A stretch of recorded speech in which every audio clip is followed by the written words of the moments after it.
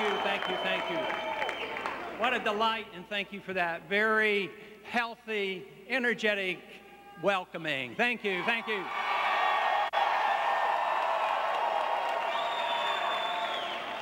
Our campaign is all about freedom, prosperity, and peace.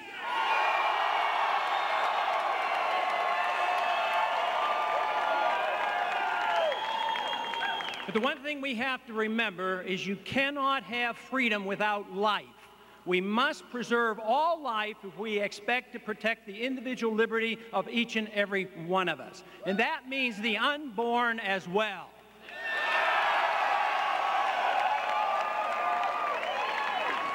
Let me assure you, as an OB doctor and as one that has studied history and economic policy and politics for a long time, I can assure you that life begins at conception.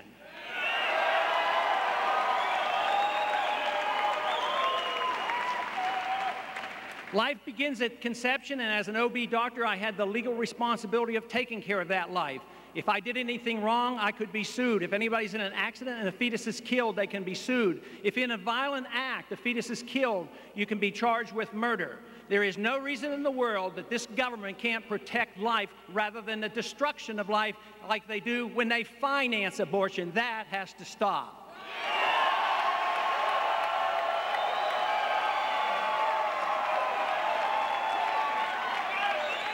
And the most important way that can be stopped is the reversal and the elimination of that horrible ruling. Roe versus Wade must be reversed.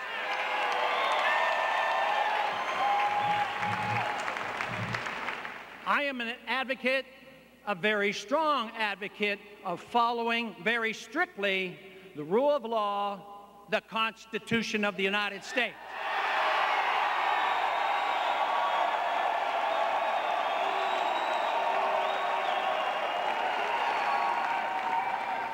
The Constitution was written very precisely to restrain the power and force of government and to protect the liberties of each and every one of us.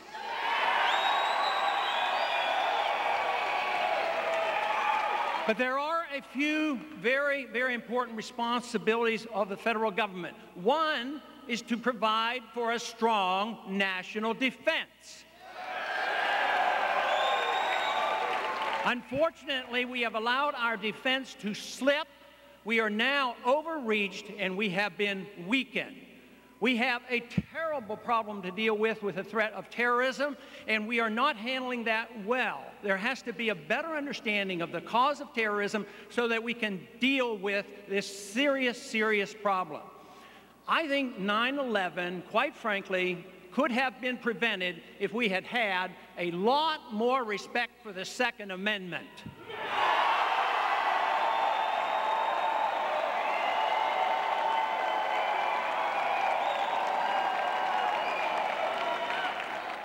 Freedom means self-responsibility and self-reliance. It also means you get to keep the fruits of your labor. But on 9/11, the responsibility for protecting passengers had been diverted to centralized bureaucratic government. The government told us that we would be safe, that we weren't allowed to resist hijackers, and there was a prevention for having guns on the airlines. The airlines weren't even permitted to protect their passengers and their equipment. So respect for the First, Second Amendment certainly would go a long way. Matter of fact, if you look at every single problem we're facing today, it's because of the lack of respect for the rule of law and the Constitution. The answers can be found in the return to the rule of law and a strict interpretation of the Constitution.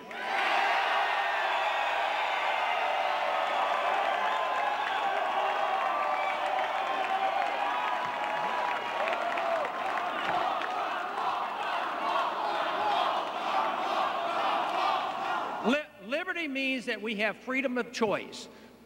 The right to life issue is not an issue of freedom of choice. That is a definition of life. But as individuals and as families and communities, we should have freedom of choice. One of the most important choices that we should have, and we're allowing it to slip away, is the freedom of choice to educate our system, our children. What we need is a restatement so make sure that homeschoolers and private schools are never attacked by our government.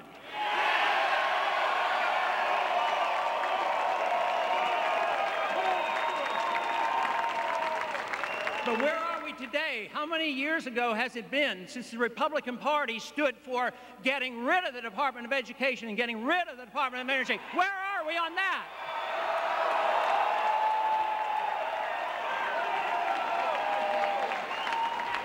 We have allowed our nation to be overtaxed and overregulated and overrun by bureaucrats. The founders would be ashamed of us for what we're putting up with.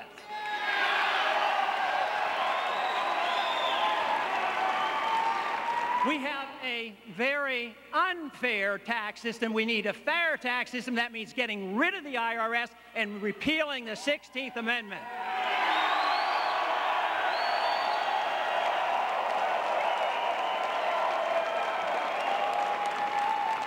A strong national defense means that we have an understanding of national sovereignty. That is slipping away from us today. The neoconservatives have taken over from the traditional conservatives, and they do not have the respect for our national borders that they should. We do not any longer have national sovereignty. We have deferred too much to the United Nations, the IMF, the World Bank, and the WTO, the NAFTA and the CAFTA agreements, and they should not be part of our system.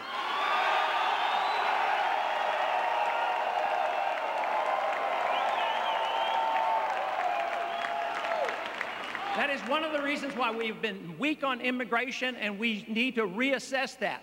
We should never reward illegal immigration. We should revalue this idea, the misinterpretation of the Constitution, that anybody who is just born here is a natural citizen. That needs to be revisited. At the same time, we cannot solve the problem of immigration unless we address the subject of the welfare state. Welfare does not help our working conditions in this country, disincentives for individuals not to work. At the same time, illegals come here, and if you're in a local community or a state, you're mandated by the federal government to provide free education and free medical care, and that's wrong.